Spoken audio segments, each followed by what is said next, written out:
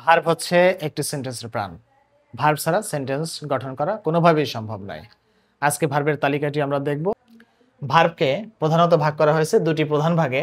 একটি হচ্ছে ফাইনাইট এবং আরেকটা হচ্ছে নন ফাইনাইট। ফাইনাইট অর্থ হচ্ছে সমাপিকা ক্রিয়া, ফাইনাইট ভার্ব, আর নন ফাইনাইট হচ্ছে অসমাপিকা ক্রিয়া। ফাইনাইট ভার্বকে আবার প্রধান দুটি ভাগে ভাগ করা হয়েছে, একটি হচ্ছে প্রিন্সিপাল ভার্ব আর একটা হচ্ছে অক্সিলারি ভার্ব। প্রিন্সিপাল ভার্বকে আবার দুটি ভাগে ভাগ করা যায়, একটি হচ্ছে ট্রানজিটিভ এবং আরেকটি ইনট্রানজিটিভ ভার্ব। নন ফাইনাইট ভার্বকে ভাগ করা যায় প্রধান দুটি ভাগে, একটি হচ্ছে ট্রানজিটিভ আর একটি ইনট্রানজিটিভ। অর্থাৎ এখানে প্রিন্সিপাল ভার্ব মানে ফাইনাইট ভার্বেরও দুটি প্রকার রয়েছে, ট্রানজিটিভ, ইনট্রানজিটিভ। আবার নন ফাইনাইট ভার্বকেও কিন্তু দুটি ভাগে ভাগ করা যায়, সেটা হচ্ছে ট্রানজিটিভ, ইনট্রানজিটিভ। ট্রানজিটিভ এবং ইনট্রানজিটিভ ভার্ব। ট্রানজিটিভ ভার্ব অর্থ হচ্ছে সকর্মক ক্রিয়া, ইনট্রানজিটিভ ভার্ব হচ্ছে অকর্মক ক্রিয়া। তাহলে কর্ম অর্থ কি? অবজেক্ট অর্থ কর্ম। সুতরাং সেক্ষেত্রে আমরা বলতে পারি যে যে ভার্বের কর্ম আছে বা অবজেক্ট আছে সে হচ্ছে সকর্মক, আর যে ভার্বের কর্ম বা অবজেক্ট নেই সেই হচ্ছে অকর্মক। তাহলে একটি উদাহরণ দেওয়া যেতে পারে, I called the man to buy books. এখানে লক্ষ্য করলে আমরা দেখব এটা হচ্ছে সাবজেক্ট, এটা হচ্ছে কি ভার্ব। কোন ভার্ব সেটা আমাদের দেখার বিষয়। আই কল দ্য ম্যান, এটুকুর অর্থ হচ্ছে কি আমি লোকটিকে ডেকেছিলাম। আই কল দ্য ম্যান, আমি লোকটিকে ডেকেছিলাম। এখন ভার্বকে প্রশ্ন করতে হবে কি বা কাকে দ্বারা। কি দিয়ে প্রশ্ন করব ভার্বকে? ভার্বকে প্রশ্ন করব কি বা কাকে দ্বারা। যদি উত্তর পাওয়া যায়, ভার্বকে প্রশ্ন করব কি বা কাকে দ্বারা, যদি উত্তর পাই ওই উত্তরটি হচ্ছে কর্ম মানে অবজেক্ট। তাহলে আই কল দ্য ম্যান, আমি লোকটিকে ডেকেছিলাম। এখানে আমি কাকে ডেকেছিলাম, কি ডেকেছিলাম, কি দিয়ে প্রশ্ন করলে কিন্তু উত্তর পাচ্ছি না। তাহলে আমি কাকে ডেকেছিলাম, আমি লোকটিকে ডেকেছিলাম। এইখানে লোকটি হচ্ছে অবজেক্ট, লোকটি কি অবজেক্ট। তার মানে হচ্ছে আই কল দ্য ম্যান। কলকে যদি প্রশ্ন করি কাকে ডেকেছিলাম, তখন উত্তর চলে আসে দি ম্যান, লোকটিকে ডেকেছিলাম। সুতরাং এই ভার্বটির একটি অবজেক্ট আছে, সেটা হচ্ছে দি ম্যান। যেহেতু অবজেক্ট আছে তার মানে একটি কর্ম আছে, অবজেক্ট হচ্ছে কর্ম। যেহেতু একটি কর্ম আছে এই ভার্বটির, এই ভার্বটি হচ্ছে ট্রানজিটিভ ভার্ব। ট্রানজিটিভ ভার্বকে আমরা বলতে পারি কি টিভি, ট্রানজিটিভ ভার্ব। এখানে আরো একটি ভার্ব আছে, ও হচ্ছে ফাইনাইট ভার্ব, সমাপিকা ক্রিয়া, আর হচ্ছে নন ফাইনাইট ভার্ব। এই নন ফাইনাইট ভার্বেরও একটি কর্ম থাকতে পারে, সেটা হচ্ছে কি টু বাই বুকস, বই কিনতে। আমি লোকটিকে ডেকেছিলাম বই কিনতে। কি কিনতে প্রশ্ন করলে, কি কিনতে, ভার্বকে প্রশ্ন করলাম যে কি কিনতে, কেনা হচ্ছে কি ভার্ব, প্রশ্ন করে কি কিনতে, বই কিনতে, উত্তর চলে আসে বুকস। তার মানে এটা হচ্ছে অবজেক্ট, এবং এখানে যে ভার্বটি আছে এই ভার্বটি হচ্ছে ট্রানজিটিভ ভার্ব। অর্থাৎ এটা নন ফাইনাইট ভার্ব হওয়া সত্ত্বেও এই ভার্বটির কিন্তু একটি অবজেক্ট আছে। সুতরাং এটি হচ্ছে ট্রানজিটিভ ভার্ব, এই অবজেক্টটি থাকার কারণে। এবার আমরা দেখি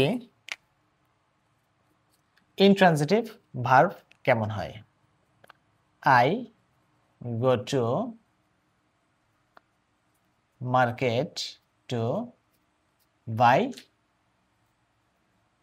books. I go to market, এখানে একটা ভার্ব আছে গো, আমি বাজারে যাই। আই গো টু মার্কেট, আমি কি যাই, উত্তর আসে না। আমি কাকে যাই, এটুকুর ভিতরে উত্তর পাওয়া যাচ্ছে না। তার মানে হচ্ছে এই গো ভার্বের অবজেক্ট নেই। কি দিয়ে প্রশ্ন করলে এর উত্তর পাওয়া যাবে না। এখানে প্রশ্ন করলে করতে হবে আই গো টু মার্কেট, আমি কোথায় যাই। কিন্তু কোথায় দিয়ে প্রশ্ন করলে আমরা কিন্তু অবজেক্ট পাবো না। I go to market, object যেহেতু নেই, সুতরাং এই ভার্বটি হবে ইনট্রানজিটিভ ভার্ব। এই ভার্বটি কি ভার্ব হবে? Intransitive verb. কিন্তু এখানে ঠিক সেই আগের মতোই, যেহেতু বাই ভার্বের অবজেক্ট আছে এখানে বুকস, কি কিনতে, বই কিনতে, সুতরাং ও কিন্তু ট্রানজিটিভ ভার্ব। ও হচ্ছে কি ভার্ব? Transitive verb. তাহলে ট্রানজিটিভ এবং ইনট্রানজিটিভ এই দুটির পার্থক্য কিন্তু আমরা দেখলাম। এখন সংক্ষেপে একটা বিষয় দেখব যে কখনো কখনো ট্রানজিটিভ ভার্ব ইনট্রানজিটিভ ভার্ব হিসেবে ব্যবহৃত হতে পারে, আবার ট্রানজিটিভ ইনট্রানজিটিভ ভার্ব আবার ট্রানজিটিভ হিসেবেও ব্যবহৃত হতে পারে। সেরকম একটা উদাহরণ দেখি, যেমন আই ওয়াক দ্য বেবি, আমি শিশুটিকে হাঁটাই। এখানে ওয়াক অর্থ কি? হাঁটানো। আই ওয়াক দ্য বেবি, আমি শিশুটিকে হাঁটাই। কাকে হাঁটাই? উত্তরটি চলে এসেছে কি? কাকে হাঁটাই? শিশুটিকে। তাহলে এই যে ভার্বটা, এই ভার্বের একটি অবজেক্ট কিন্তু এখানে আছে। তাহলে এই ভার্বটাকে আমরা বলবো কি? ট্রানজিটিভ ভার্ব বলবো। আই ওয়াক দ্য বেবি, আমি শিশুটিকে হাঁটাই। কাকে হাঁটাই? বেবিকে। প্রশ্ন করলে উত্তর পাচ্ছি ও হচ্ছে ট্রানজিটিভ ভার্ব। এই ট্রানজিটিভ ভার্ব ওয়াক, এটাকে আবার আমরা ইনট্রানজিটিভ হিসেবে ব্যবহার করতে পারি। সেটা কিরকম? একটি উদাহরণের মাধ্যমে দেখানো যেতে পারে। I walk by the river every afternoon, আমি প্রত্যেক বিকেলে নদীর পাশে হাঁটি। এখানে হচ্ছে কি? আমি হাঁটি। I walk by the river every afternoon, আমি প্রত্যেক বিকেলে নদীর পাশে হাঁটি। তাহলে এখানে কিন্তু আমি হাঁটি, প্রশ্ন করি হাঁটিকে, কি হাঁটি? কাকে হাঁটি? এর একটা উত্তর পাচ্ছি না। সুতরাং এইখানে কিন্তু ওয়াক ভার্বের কোনো অবজেক্ট নেই। না থাকার কারণে এই ভার্বটি হচ্ছে কি? Intransitive verb. তাহলে আমরা দেখতে পেলাম কি? Transitive, intransitive. ফাইনাইট ভার্ব তার অবজেক্ট আছে বলে হচ্ছে ট্রানজিটিভ ভার্ব। ফাইনাইট ভার্বের অবজেক্ট নেই বলে ও হচ্ছে ইনট্রানজিটিভ ভার্ব।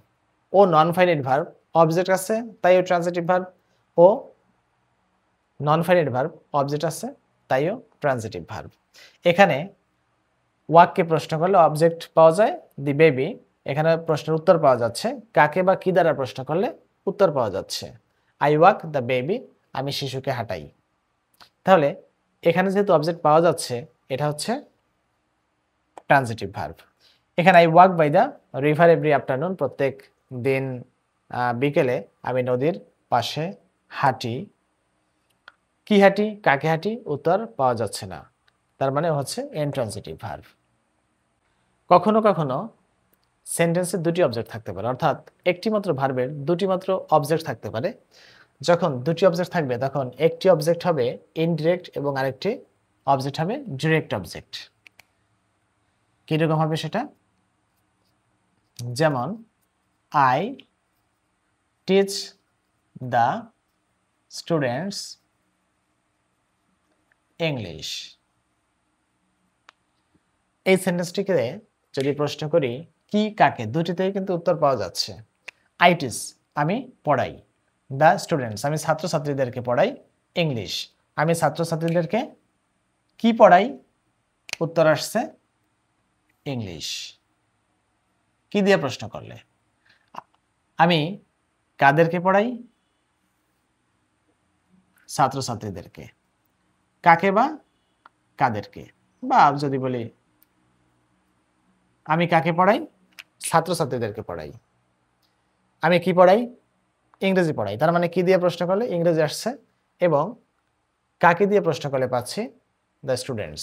সাধারণত ইনডিরেক্ট অবজেক্টটি শুরুতে থাকে, প্রথমে থাকে, এটা হচ্ছে ইনডিরেক্ট। আর ডিরেক্ট অবজেক্টটি পরে থাকে।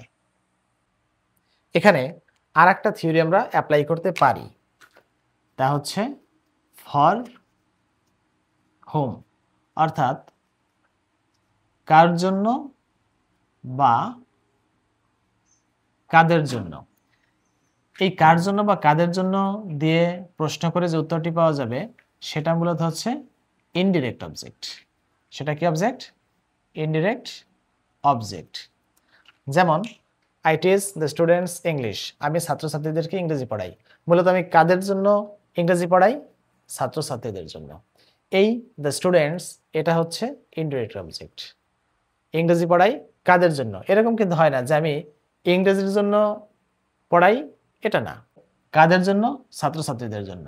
তাহলে দুটি থিওরি আমরা দেখলাম, একটা হচ্ছে কাদের জন্য বা কার জন্য প্রশ্ন করে উত্তর পাবো, এবং আর একটা হচ্ছে ইনডিরেক্ট অবজেক্টটা সাধারণত ডিরেক্ট অবজেক্টের বাম পাশে থাকে। আশা করি ট্রানজিটিভ ইনট্রানজিটিভ ভার্ব এবং ডিরেক্ট ইনডিরেক্ট অবজেক্ট কিভাবে ট্রানজিটিভ ভার্ব ইনট্রানজিটিভ হয়ে ব্যবহৃত হতে পারে বা ইনট্রানজিটিভ ভার্ব ট্রানজিটিভ ভার্ব হিসেবে ব্যবহৃত হতে পারে এই বিষয়টি আমার মনে হয় তোমরা বুঝতে পেরেছো। যদি আমার ভিডিওগুলো ভালো লাগে তাহলে আমার চ্যানেলটি সাবস্ক্রাইব করে লাইক কমেন্ট করে আমার পাশে থাকতে পারো এবং ফেসবুকেও একটি পেজ রয়েছে যে ইংলিশ ইউটোপিয়া নামে, সেই পেজটি ফলো দিয়ে সেই পেজের সাথে তোমরা থাকতে পারো। সকলকে ধন্যবাদ।